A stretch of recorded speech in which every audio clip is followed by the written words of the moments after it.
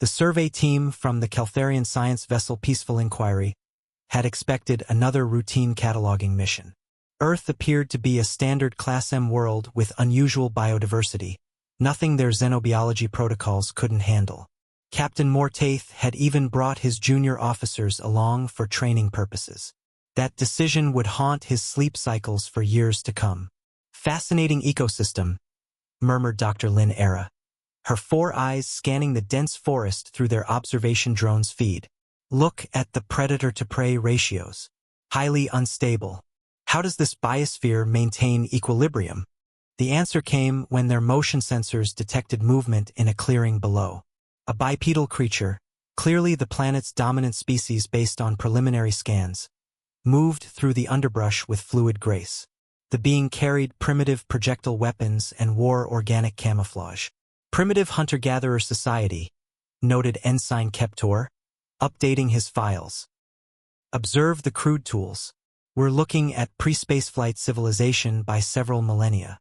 They watched the human, as their database had classified the species, position himself near a game trail. What followed challenged everything the Caltharians understood about hunting behavior in civilized species. The human didn't ambush his prey. He didn't use superior speed or strength. Instead, he simply began to walk. For 6 hours. The target, a large quadruped their computers identified as a deer, fled at the first sight of the human. But the biped never stopped following. When the deer sprinted away, the human continued his steady, relentless pace.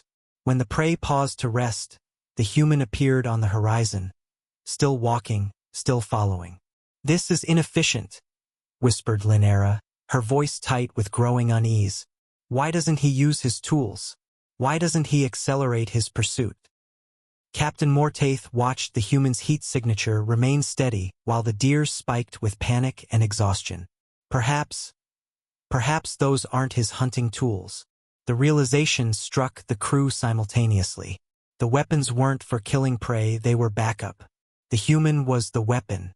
Hour after hour, the deer ran. Hour after hour, the human followed. The prey stopped to drink. The human closed distance. The deer sought shelter in rocky terrain. The human navigated around obstacles with patient determination. When the animal tried doubling back, the human was already moving to intercept. "Impossible," breathed Keptor. "No predator hunts like this. The energy expenditure alone should."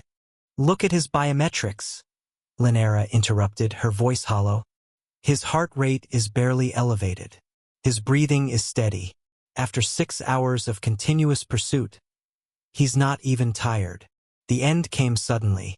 The deer, magnificent in its strength and speed, simply collapsed. No wounds. No violence. The creature had literally run itself to death, its heart giving out from pure exhaustion and terror. The human approached his fallen prey, knelt beside it with something resembling reverence, and whispered words their translators couldn't parse. Then he began the methodical process of field dressing the carcass. "Captain," Linera's voice cracked, "run the simulation again. Show me another predator that kills through persistence alone." The computer's response chilled them to their cores. No comparable hunting behavior found in galactic databases. This methodology appears unique to species designation human. Captain Mortaith stared at the peaceful-looking biped working in the clearing below. "They don't just live on a death world," he said quietly. "They are the death the world learned to fear." The report filed with Caltharian High Command was brief. Earth classification. Extreme hazard. Dominant species demonstrates unprecedented hunting methodology combining infinite patience, tactical intelligence, and physical endurance. Recommend immediate quarantine protocols. Under no circumstances should contact be attempted. In the margins, someone had added a handwritten note. They don't kill their prey, they convince it to die. The Peaceful Inquiry left Earth's solar system at maximum warp, and the coordinates were quietly removed from all standard navigation charts. Some hunts, the galaxy decided, were better left unwatched.